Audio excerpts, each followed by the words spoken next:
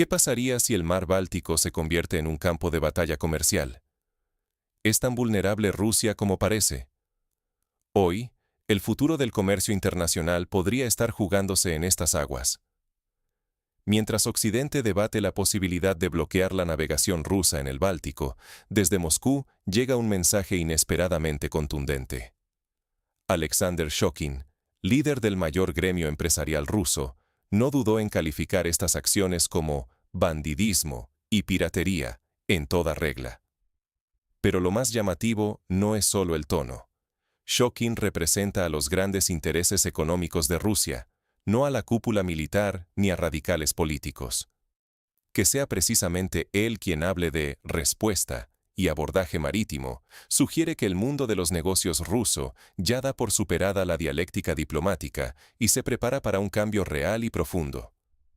¿Estamos ante un simple juego de palabras o ante un giro que podría redefinir la economía europea y global? Las rutas del Báltico han sido la arteria de exportación rusa. Petróleo, cereales, fertilizantes, metales. Todo pasa por dos estrechos corredores, rodeados ya casi por completo por países de la OTAN, tras la adhesión de Finlandia y Suecia. Ahora, el riesgo de inspecciones, retenciones de carga y posibles bloqueos es más real que nunca. Si la situación se subestima, podrían perderse acceso a mercados clave, arriesgando miles de millones y poniendo a prueba la estabilidad de la logística mundial. Pero, ¿de verdad está Rusia acorralada?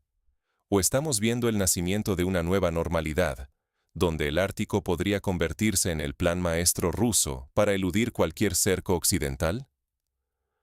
Para entender la magnitud de este cambio, empecemos por el nuevo panorama geopolítico del Báltico y lo que Rusia realmente arriesga. El mar Báltico era una zona tranquila, hasta que todo cambió tras 2022. Durante décadas, esta región funcionó como arteria clave del comercio ruso con Europa, especialmente para productos energéticos, metales, fertilizantes y cereales. Pero la invasión de Ucrania desencadenó una reacción en cadena. Finlandia y Suecia, históricamente neutrales, dieron un giro inesperado y solicitaron su ingreso en la OTAN. Ahora, el Báltico está completamente rodeado por países aliados, y por primera vez desde la Guerra Fría, Rusia enfrenta la posibilidad real de quedar prácticamente aislada en esta zona estratégica. La situación es tensa. Los únicos accesos marítimos de Rusia al Báltico son el enclave de Kaliningrado y el puerto de San Petersburgo, pero ambos han quedado convertidos en corredores angostos y extremadamente vulnerables. Gran parte de las exportaciones rusas, el corazón de su economía, dependen de estos pasos. Petróleo, gas, metales y toneladas de granos fluyen cada día por aguas que ahora pueden ser vigiladas, inspeccionadas e incluso bloqueadas bajo nuevos escenarios en debate. Y estos escenarios ya no son simples hipótesis. Informes recientes indican que la OTAN y varios parlamentos europeos discuten activamente medidas de presión inéditas, desde inspecciones forzosas y retrasos de carga, hasta restricciones directas al paso de buques rusos por los estrechos daneses, como el Gran Belt, el Pequeño Belt y el paso de Øresund, auténticos embudos que conectan el Báltico con el Mar del Norte. Oficialmente, estos controles se presentan como refuerzo de sanciones, pero en la práctica, muchos expertos advierten que se trataría de una especie de bloqueo comercial, con todas las implicaciones que eso conlleva. El riesgo no es menor. Si se llegara a limitar la navegación rusa en el Báltico, Moscú perdería acceso directo a mercados tradicionales y sectores enteros de su economía sufrirían un golpe que podría ser devastador. Pero esta espada de doble filo también amenaza a Europa. Las economías bálticas y del norte dependen de esa conectividad y una escalada podría traer represalias, afectar cadenas logísticas globales y disparar precios. Recordemos lo que ocurrió en 2022. La Unión Europea quiso vetar completamente el petróleo ruso, pero la dependencia energética y la presión de los mercados frenaron la medida y forzaron a Bruselas a introducir excepciones. La interdependencia hace que cualquier medida radical tenga consecuencias difíciles de predecir. En este nuevo tablero, los discursos y maniobras ya no son solo teoría. Estamos ante una transformación geopolítica acelerada. Un mar que era casi una autopista internacional se convierte en zona de riesgo y disputa. Todo esto plantea una pregunta clave. ¿Es legal, bajo el derecho internacional, cerrar el Báltico a Rusia? ¿Y qué consecuencias traería realmente para todas las partes involucradas intentar restringir el tráfico ruso en estas aguas? ¿Estamos ante un acto de guerra o una acción legítima de control de sanciones? Es la gran pregunta que sobrevuela el debate y cuya respuesta puede cambiar el curso de la política internacional. Empecemos por lo básico. La Convención de las Naciones Unidas sobre el Derecho del Mar, firmada en 1982, es clara. La ONU garantiza la libertad de navegación para todos los países, incluso en zonas de conflicto, y solo en circunstancias excepcionales, avaladas por resoluciones multilaterales, puede limitarse el paso de buques civiles por rutas internacionales como el Mar Báltico. Ahora bien, ¿puede Occidente justificar un eventual bloqueo del Báltico alegando el cumplimiento de sanciones? Aquí el terreno legal se vuelve resbaladizo. Una cosa son restricciones económicas o inspecciones puntuales, que muchos países practican en el marco de sanciones internacionales, y otra muy distinta, un bloqueo físico o administrativo que impida totalmente el tránsito. Esa línea divisoria es crucial. Cruzarla significa pasar de una medida sancionatoria a una acción que podría interpretarse como acto de guerra. Y eso, legal y políticamente, pone en jaque la posición de quienes impulsan el bloqueo. De hecho, la propia experiencia reciente de la Unión Europea demuestra las limitaciones y contradicciones de este enfoque.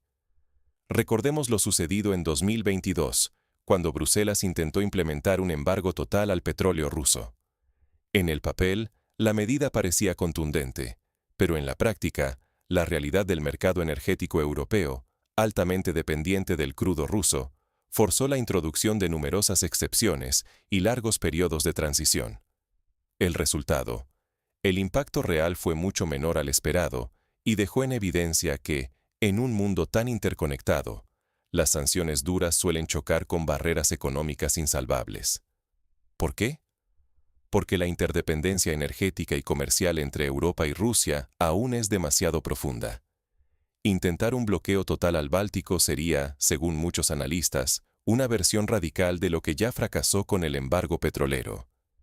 Y además, los costes serían inmediatos y elevados para todos los actores. Los seguros marítimos se dispararían, los riesgos de accidentes o incidentes en puertos aumentarían, y la propia logística del comercio europeo se vería afectada negativamente. No hablamos solo de Rusia, sino de toda la cadena de suministro global. Hay que insistir también en el peligro reputacional.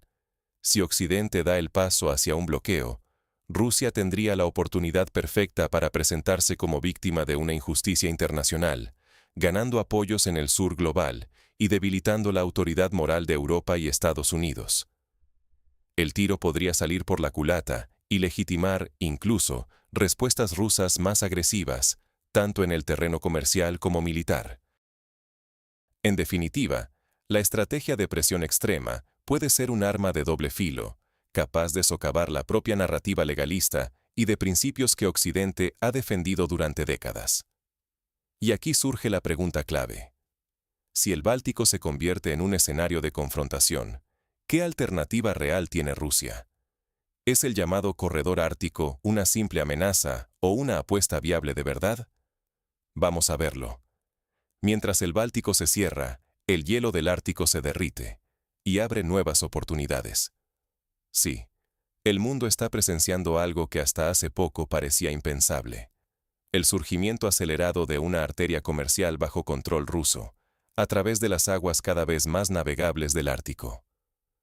¿Por qué Rusia puede permitirse este lujo? La respuesta es clara: su impresionante liderazgo en infraestructura polar. Hoy, Rusia no solo controla la mayor parte del litoral de la ruta marítima del norte, sino que posee la flota de rompehielos más potente del planeta. Nada menos que 34 unidades, y varios de ellos impulsados por energía nuclear. Para ponerlo en perspectiva, Occidente, sumando Estados Unidos, Canadá y la Unión Europea, apenas llega a 10 rompehielos. Y ninguno es nuclear. Esto significa que, desde el punto de vista operativo, nadie puede competir con la capacidad rusa para mantener abiertas y seguras estas rutas en condiciones extremas. Y si hablamos de infraestructuras, Murmansk destaca como el único puerto ártico, de aguas profundas, que permanece libre de hielo todo el año. Es, literalmente, la puerta de entrada a la nueva autopista marítima entre Europa y Asia. El control de Rusia sobre los puertos, las estaciones de rescate, la infraestructura de navegación y la vigilancia en tiempo real convierten a la ruta marítima del norte en un corredor seguro y eficiente, al menos bajo su tutela. Los números no mienten.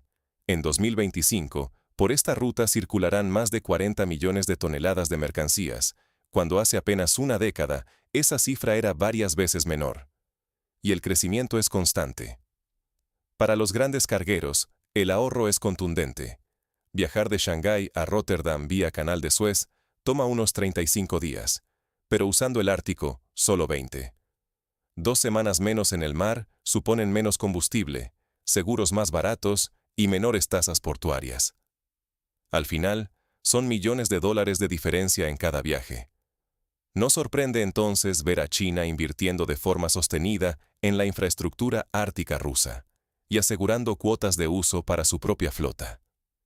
India y naciones del sudeste asiático, conscientes de los constantes cuellos de botella en las rutas tradicionales, también muestran un interés creciente.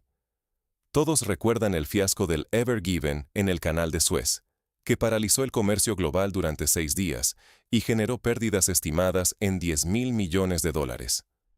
Aquello fue una alarma mundial.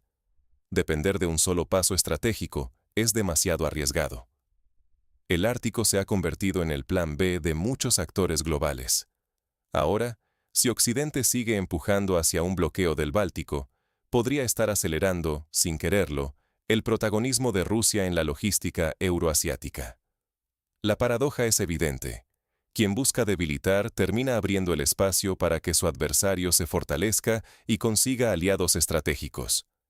Pero, ¿qué pasaría con los puertos europeos y bálticos si Rusia reorienta de manera definitiva su comercio? ¿Quién pagaría realmente el precio de esta nueva realidad en los flujos comerciales internacionales? Vamos a analizar ese escenario en el siguiente segmento. Un bloqueo puede ser un boomerang.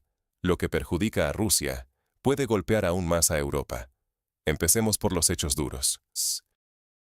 Desde 2022, los puertos bálticos de Riga, Tallinn y Klaipėda, históricamente volcados al tránsito de mercancías rusas, han perdido entre un 40% y un 60% del tráfico que los mantenía vivos.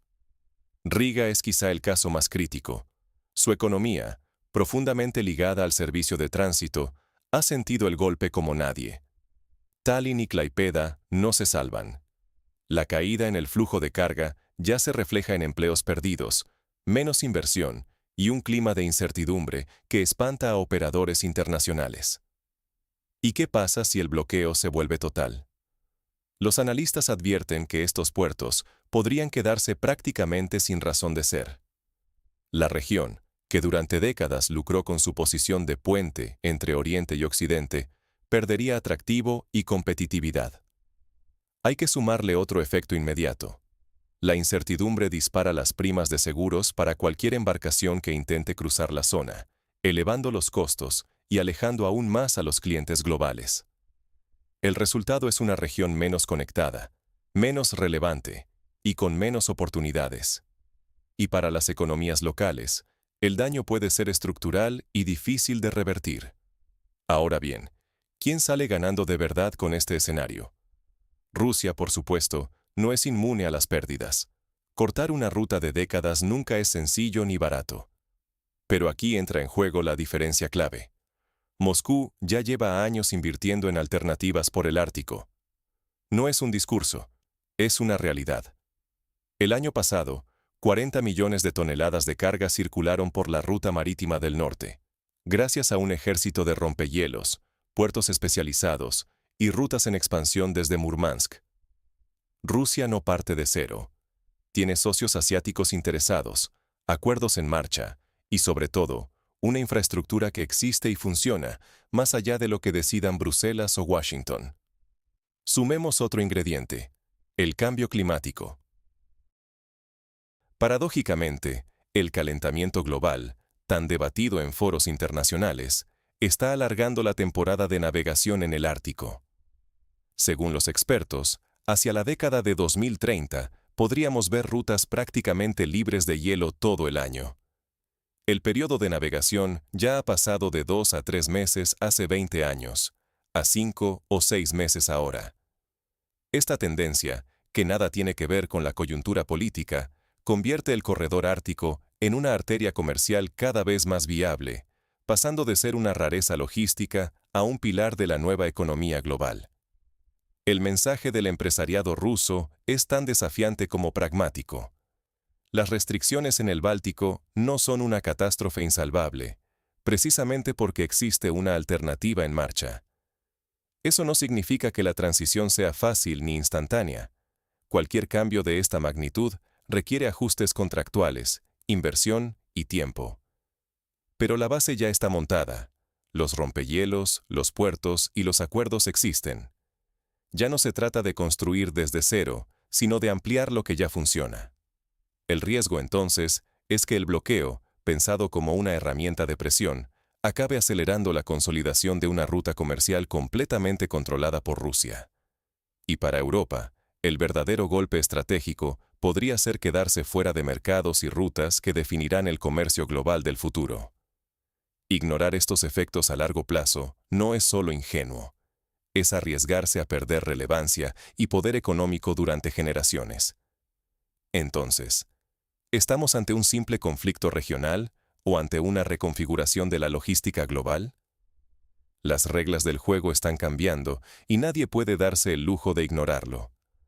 Lo que hoy está ocurriendo en el mar Báltico no es solo una disputa puntual, ni una simple reacción a presiones políticas. Es el síntoma visible de una transformación mucho más profunda en el sistema global de comercio y relaciones internacionales. Hasta hace muy poco, las rutas comerciales que cruzan el Báltico eran vistas como un pilar casi inamovible del flujo económico entre Europa y Rusia. Pero el pulso actual, con la amenaza de cierres, sanciones y controles, está forzando una reconfiguración acelerada de todo el tablero. Y aquí es donde el discurso del sector empresarial ruso cobra un significado clave. No se trata simplemente de retórica desafiante, es la constatación de que, ante los obstáculos en el Báltico, Rusia ha pasado de la teoría a la práctica con el desarrollo del corredor ártico. Los números lo dejan claro. 40 millones de toneladas de carga movidas por la ruta del norte el año pasado, una flota de 34 rompehielos, infraestructuras portuarias ya operativas y 3 rutas principales desde Murmansk que no dependen ni de Bruselas ni de Washington. No estamos hablando de proyectos a futuro o de intenciones vagas, sino de una realidad funcionando hoy, al margen de las decisiones que puedan tomar otros actores internacionales. Esta nueva arteria comercial, impulsada por la inversión continua y el creciente interés de socios asiáticos, ofrece a Rusia la capacidad de sortear presiones y sanciones de Occidente. Y lo más importante, demuestra que las alternativas no solo existen, sino que pueden consolidarse rápidamente cuando los incentivos y los desafíos son suficientemente grandes. Por eso, para las empresas, países e inversores de todo el mundo, el riesgo ahora no está solo en la competencia tradicional, sino en quedarse atrás por no anticipar estos movimientos, por no entender que los centros de gravedad logísticos y geopolíticos pueden desplazarse de la noche a la mañana. Lo que antes era una cuestión de diplomacia y acuerdos legales entre estados, hoy se ha convertido en una batalla por el control de infraestructuras, rutas y reglas de juego. Las discusiones sobre el derecho internacional, la legalidad o la moralidad de bloquear el tráfico marítimo se hacen cada vez más complejas, y cualquier paso en falso podría sentar precedentes que modifiquen para siempre el derecho marítimo global. Pero, mientras tanto, la realidad sobre el terreno es que el corredor ártico se está fortaleciendo, los flujos crecen y la dependencia de rutas tradicionales como el Báltico se reduce de forma tangible. En este contexto, quedarse anclado a los viejos modelos, confiar ciegamente en que nada cambiará o subestimar la capacidad de adaptación de los competidores es, simplemente, una apuesta demasiado arriesgada. La historia nos enseña que quienes no logran anticipar las grandes transformaciones suelen pagar el precio más alto. Pueden quedar fuera del mapa, perder relevancia o incluso desaparecer del juego global. Así que, más allá de banderas y discursos, lo que está en juego aquí son miles de millones de dólares, el control de los flujos comerciales globales y la reputación de países enteros. El pulso por el Báltico no es el final, sino el inicio de un nuevo capítulo, uno donde la capacidad de anticipar, adaptarse y actuar rápido será la clave para no quedarse atrás. Porque, en este nuevo orden, solo sobrevivirán y prosperarán quienes sepan leer las señales y reinventar sus estrategias a tiempo. Te invito a reflexionar. ¿Estás preparado para estos cambios? ¿Tu empresa, tu país, tus inversiones lo están? Porque, ahora más que nunca, no ver venir la próxima gran transformación puede costar mucho más que dinero. Puede significar desaparecer del mapa comercial y geopolítico global.